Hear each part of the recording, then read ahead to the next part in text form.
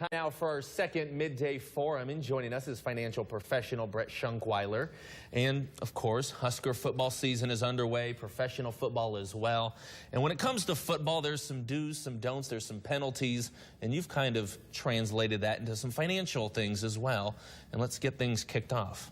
All right. So one of the most common penalties is holding. So that happens a lot of times when the offensive line typically feels panicked and they don't know what to do, so they typically hold. So if your finances kind of feel overwhelming, don't panic. You can say, all right, well, what can I do? Well, a lot of times you can start with a 401k. Say, am I contributing? Am I getting the maximum match? If not, you want to contribute up to the maximum match. From there, you want to say, all right, I want to have about 10 to 15% of my gross annual earned income saved.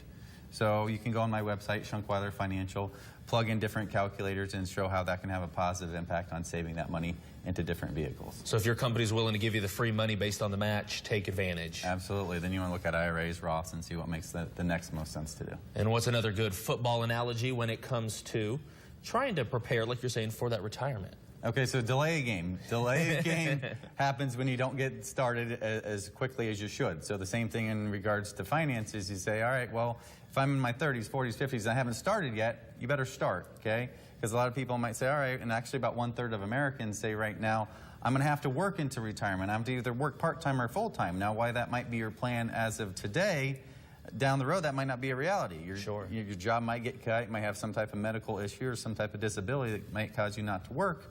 So if you're not set up correctly, it could really be devastating down the road. So the earlier you can get started, the better. And of course, a lot of people don't want to have to work into the retirement age. So start now, start today, regardless of your age. That's your tip. Yep.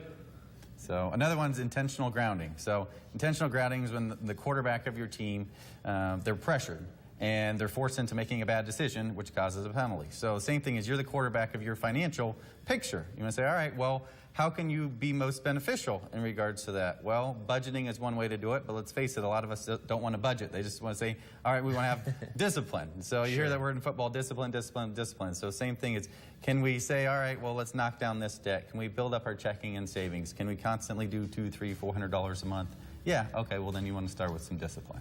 And if this is all overwhelming, that's when you need a good coach, just like you do in football. And we can always contact somebody like yourself. Thank you much. Thank you for joining us, and we will be right back.